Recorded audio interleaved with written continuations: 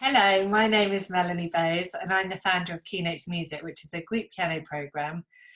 And basically I'm coming to you today because we've all found ourselves in this situation where we're suddenly having to learn a whole new skill, a whole new way of teaching by moving our lessons online.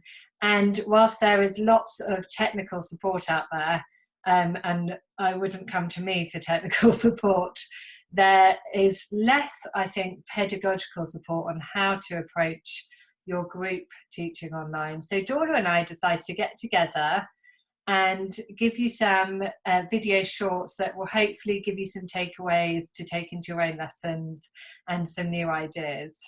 So I'm kicking off today by talking about piano relays. Now I use piano relays in my in-person groups quite a lot. I think they're a great way for children to break up their songs and to not always start from the beginning as children tend to do. So being able to start at any point in their song and just to understand about structure and things like that. And also it's really fun. So today I wanted to talk about piano relays, and I'm just going to go through the whole issue of ensemble playing online. I'm going to talk about how social interaction should be at the forefront of our planning for our activities, and how we can play as an ensemble without actually playing together. So let's go through this first one, ensemble playing online. I don't know about you guys, but I kind of dove straight into online teaching. And my first day of teaching was really quite experimental. And I quickly realized that trying to play all together at the same time doesn't work. And my whole kind of setup, my lessons are based around ensemble performing and being able to play all together. So this was quite a blow to me. So I started thinking about ways in which we could still feel like we're playing together without playing at the same time. And I'm going to take you through a couple of my ideas in these trainings. The second thing is the social interaction. Now, as a teacher and as a mum, actually, I think this is so important. I think that our students are going to keep coming to us weekly, as they always do. They're going to keep coming online because they are craving this kind of social interaction that they're not getting at the moment. In the UK, certainly, we're not having any school class lessons on Zoom or anything. So they're not seeing their friends, they're not learning with their friends. And so this kind of, I think our main aim has to be, are we making this really interactive and fun for our students? So we want to make sure they're interacting with each other as well as with us. And I don't know about you, but I've seen the impact that it's having on the students. And yes, parents might know, and we might know that in terms of the musical experience, this isn't quite the same as in-person lessons, but we're providing something else equally as valuable. And then lastly, how can we play as an ensemble without playing together? So today I'm going to take you through piano relays, and then in my next video I'm going to take you through call and response playing, both of which mean that we are all playing, we're all a smaller part of a whole performance. Okay, and that really, group piano, the whole premise is that they can play together with other children. So we need to make sure we're trying to keep that going.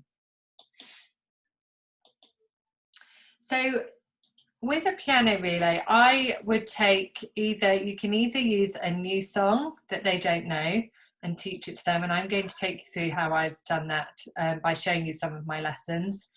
Or you can take an existing song that they have already learnt, maybe they learnt on their in-person lessons, and you can break that up and you can make that into a piano relay by kind of giving each child either a phrase or a bar.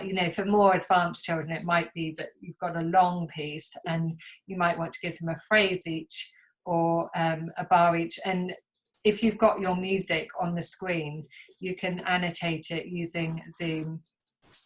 And you can type over it and you can do all sorts of things to let them know who's playing which part.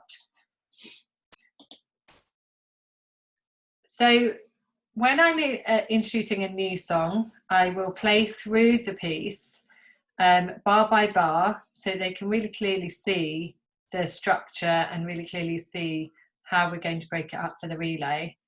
I will put the students on mute, and you'll see in my videos that I show you, the mute button is really key in making online lessons work. So I'll put the students on mute and I will get them to play along with me, even though I can't hear them. And then we will put the piece into a relay. So I'll have one student, I normally start the relay to set the tempo, and then I choose the students who will go next, and I often have to kind of remind them that they're next. Once we've done a few practices, they don't need a reminder and they know the order automatically.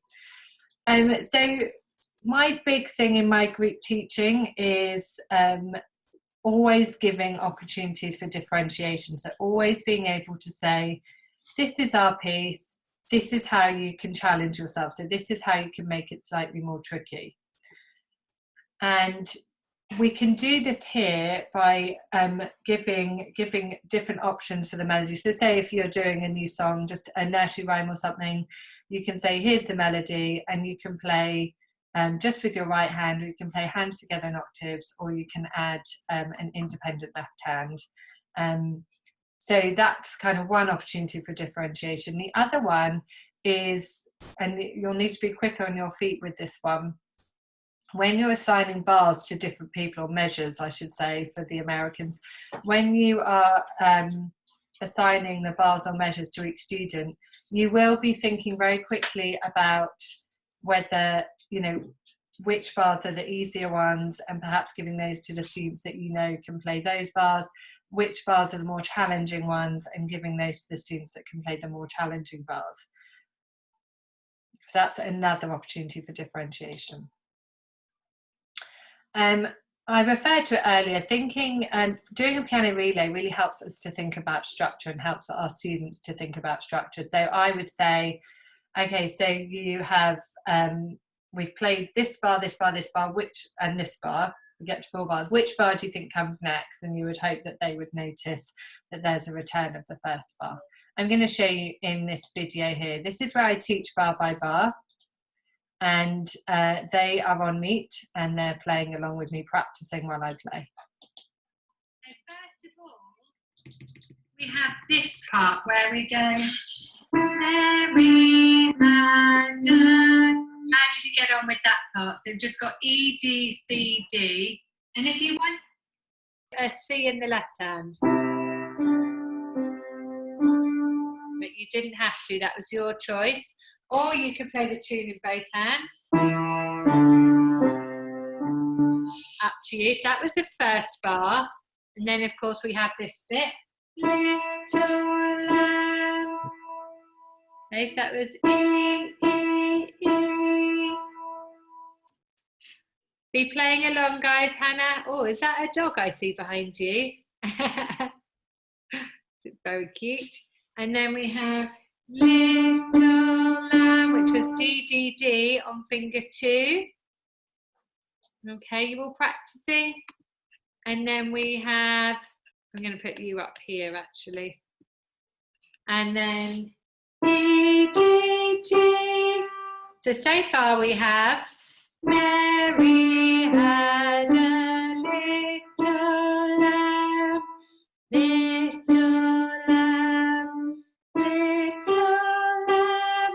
What comes next? What comes next? Hands up and I'll unmute you. Which bit do we have next? Isabel. Next is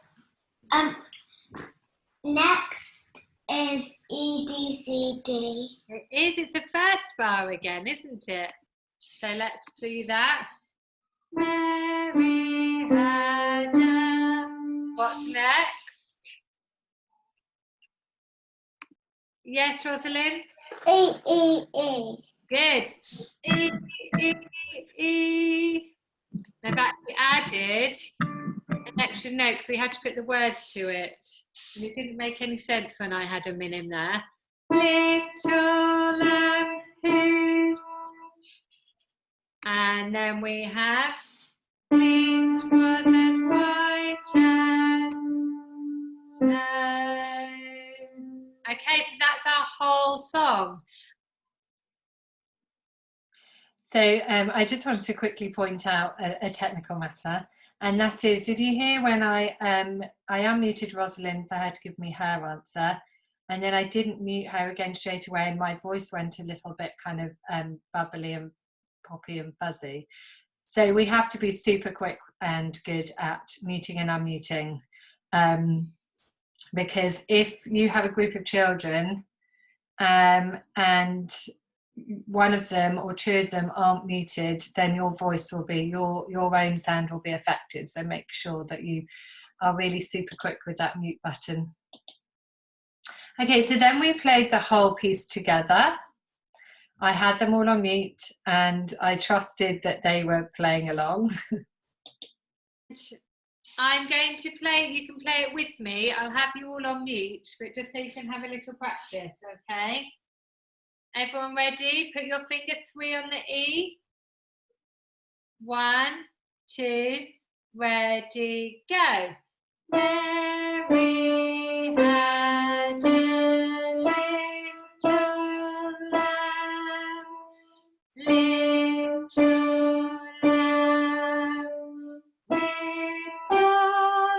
lamb.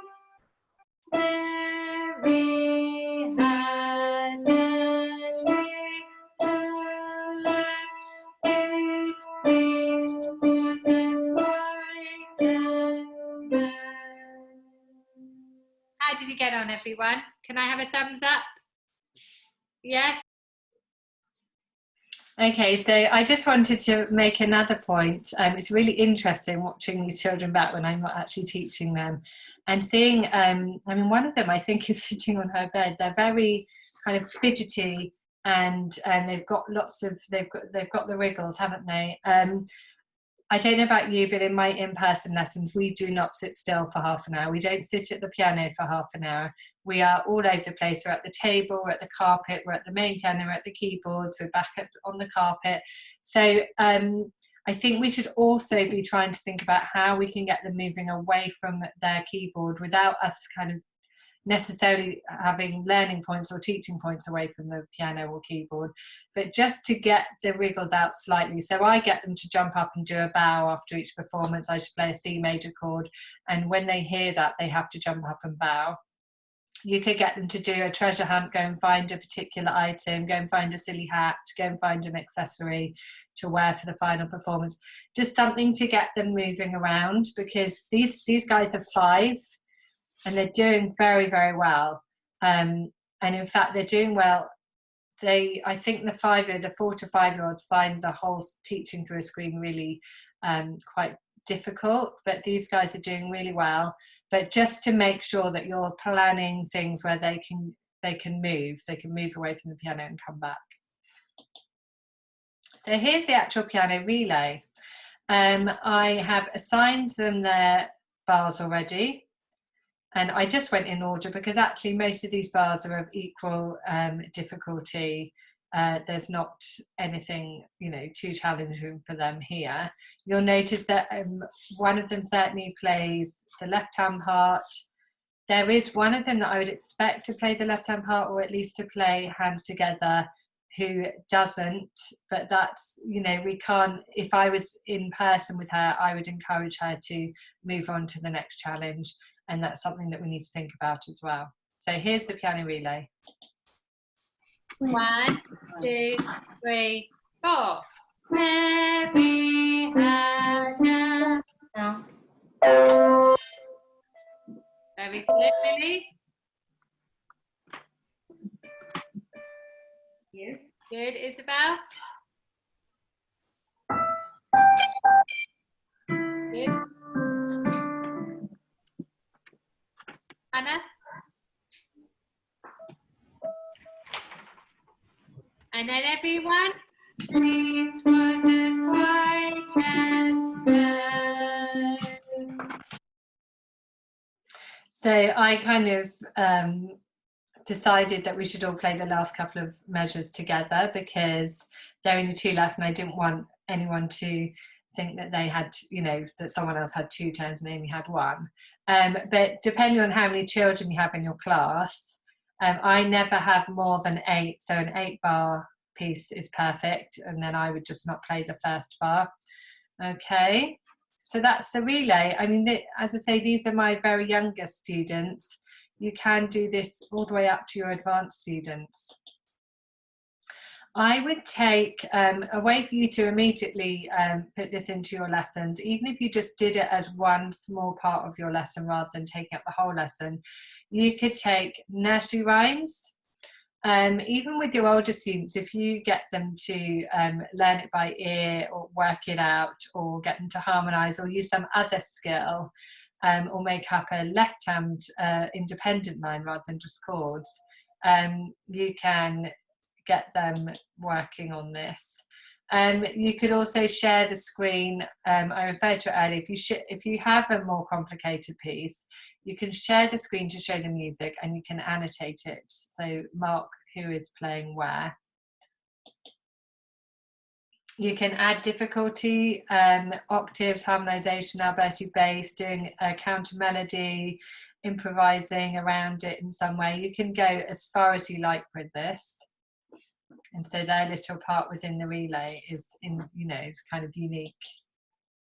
I have got my hot cross buns lesson PowerPoint that you can use in your lessons for free download. I'll put the link underneath this video for you to download that.